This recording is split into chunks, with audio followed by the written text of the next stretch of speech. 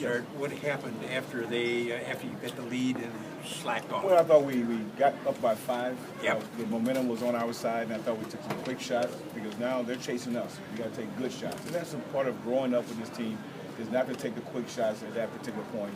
To focus on what you need at that moment, and obviously it didn't happen. But you hold a team under 40% shooting, and you have a shot.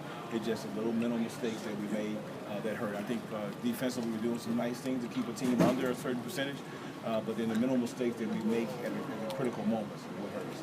Coach, it's in a couple of games you guys have a ton of fouls already. Yes. Is there anything you can do as far as the guys are trying to defend, but maybe coach them out of some of those fouls?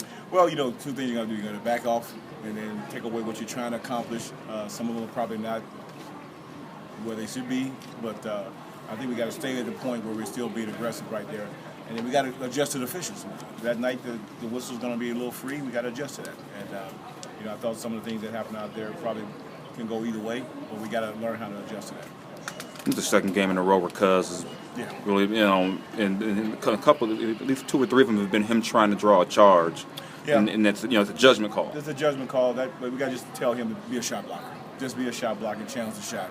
Because that thing right now is going to be a questionable call for him. I mean, he's trying to do what his instinct tells him to do to get over and be in position to take the charge. But I just got to maybe just get back to just trying to be a shot blocker more so than trying to take the charge until this thing equals out for him.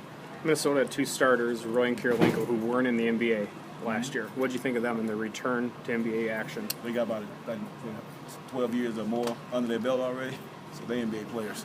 But the fact that those guys have been playing, Roy obviously the guy's been out hurt, but Kirilenko played a great championship in Europe, so he's still a pro player. He understands the NBA game, doesn't rush anything, and Roy the same way. So those are 2 guys that have NBA know-how already.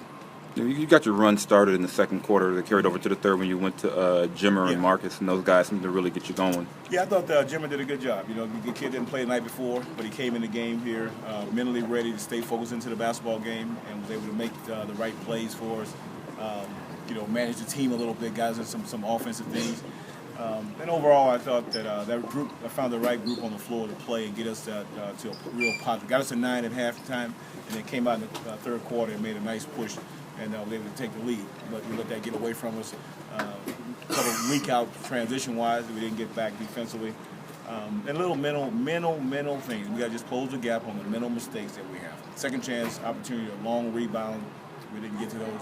But I think overall we stay consistent with how we're playing from a defensive side, sort all the other stuff out, and I think we'll still catch up with everything we're trying to get accomplished this year. This group has been so in tune as far as trying to score and being an offensive team. Mm-hmm. How do you keep them into this, when they are defended well, but they're not getting wins? No, because your biggest thing, you got to keep that.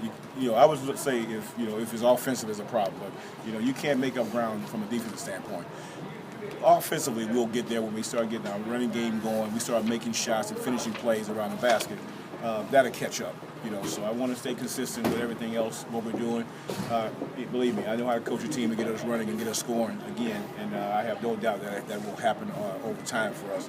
Right now, we're at that little stage right now that we got to get through and then get our offense sorted out, get our running game going, and making open shots. We go through every night, once we go back to the film, how many open shots we have, and then how many paint plays that we don't finish.